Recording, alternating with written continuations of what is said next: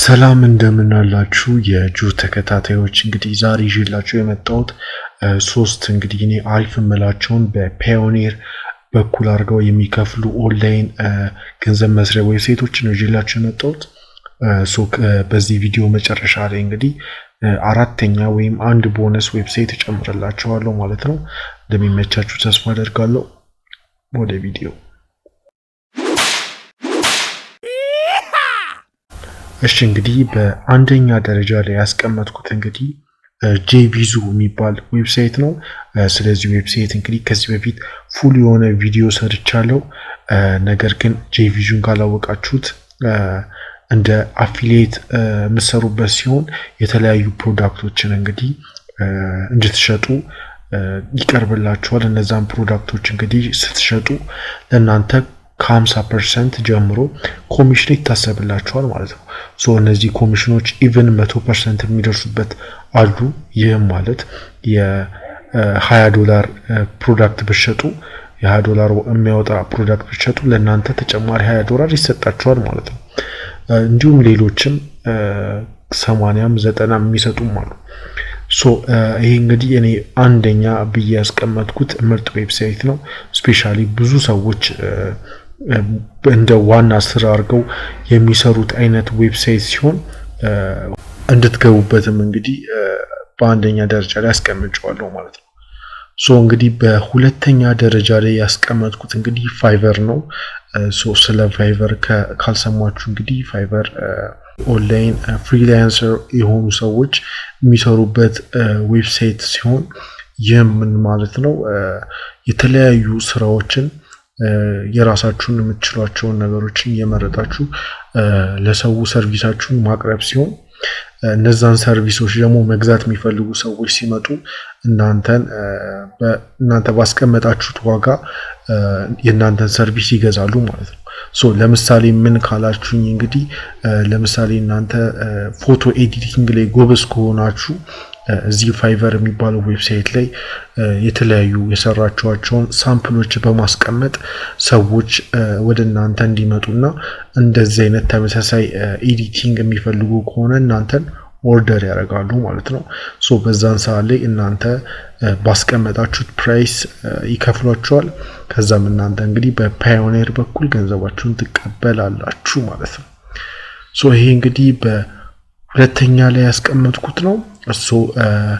በሶስተኛ ደረጃ ላይ ያስቀመጥኩት እንግዲህ ብዙዎቻችሁ ሰምታችሁት ይሆናል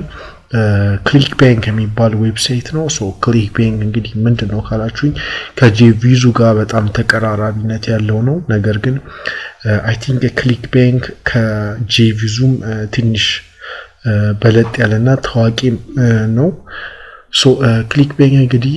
ቅድም እንደነገርኳችሁ ጄቪዙ ላይ ይሄኛውም እንግዲህ እንደ ብሮከር ወይም ደግሞ እንደ አገናኝ ሆናችሁ ነው የተለያዩ ፕሮዳክቶችን ለምሳሌ ውፍረትን ለመቀነስ የሚፈልግ ሰው እናንተ የምታውቁ ከሆነ ወይም ደግሞ እንደዚህ አይነት ሰው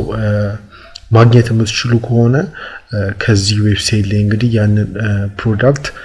እንደ አፊሊየት ሆናችሁ እንደ አገናኝ ሆናችሁ ተቀበሉና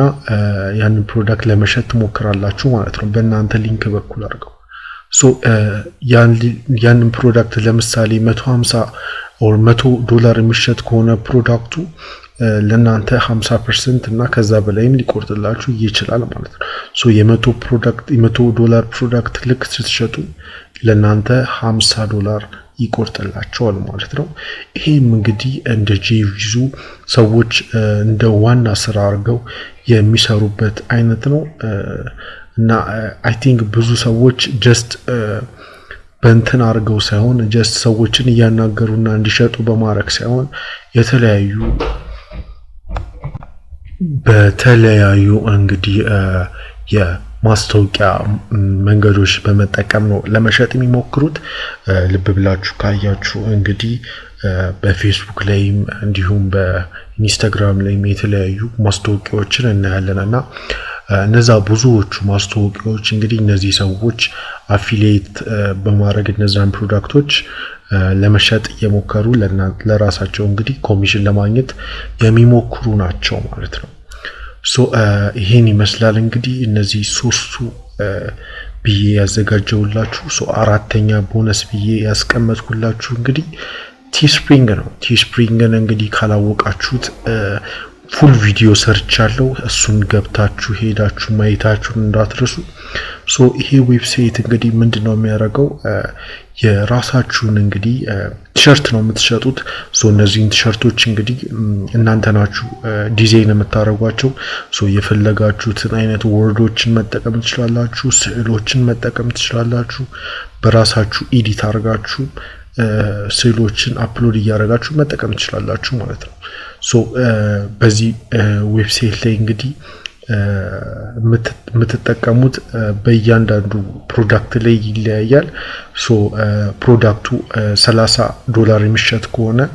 ለእናንተ እንግዲህ ከ10 እስከ 15 አካባቢ ዶላር ይሰጣችኋል ማለት ነው በተሸጠ ቁጥር ሶ ሙሉ በሙሉ እነሱ ናቸው የሚያተሙላችሁ ቲሸርቱን እናንተ የፈለገ ነገር ጽሁፍን ብትጽፉ ዲዛይኑን ብትሰሩ እንግዲህ ሙሉ በሙሉ እነሱ አትመው ለገዢው ያቀርባሉ ማለት ነው ሶ ከናንተ የሚጠበቀው ቲሸርቱን ዲዛይን ማድረግ እንዲሁም ያንን ቲሸርት ደግሞ ገዢ መፈለግ ነው ሶ ገዢውን እንዴት ነው የምናገኘው ካላችሁኝ እንግዲህ እንዳልኳችሁ የተለያዩ አድቨርታይዝ ማድረግ የምትችሉባቸው ዌብሳይቶች አሉ እንደነ ኢንስታግራም እንደነ ፌስቡክ እንዲሁም ሌሎች ዌብሳይቶች ላይ ሄዳችሁ ለአድቨርታይዝመንት በመክፈል ማስተዋወቅ ትችላላችሁ ማለት ነው ሶ ለአድቨርታይዝመንት ገንዘብ የለኝም ደግሞ የምትሉ ከሆነ ያንን ገንዘብ እስከምታገኙ እንግዲህ እነዚህን ገዢዎች እንግዲህ በራሳችሁ መፈለግ ይኖርባችኋል ማለት ነው ሶ አንድ ሁለት ሰው ገዢ ካገኛችሁ በኋላ እንግዲህ ያንን ገንዘብ በመጠቀም ወደ ኢንቨስት በማድረግ ማለት ነው አድቨርታይዝመንት ላይ ኢንቨስት በማድረግ አዶች ላይ ኢንቨስት በማድረግ በፌስቡክ እና በተለያዩ ዌብሳይቶች ላይ ኢንቨስት በማድረግ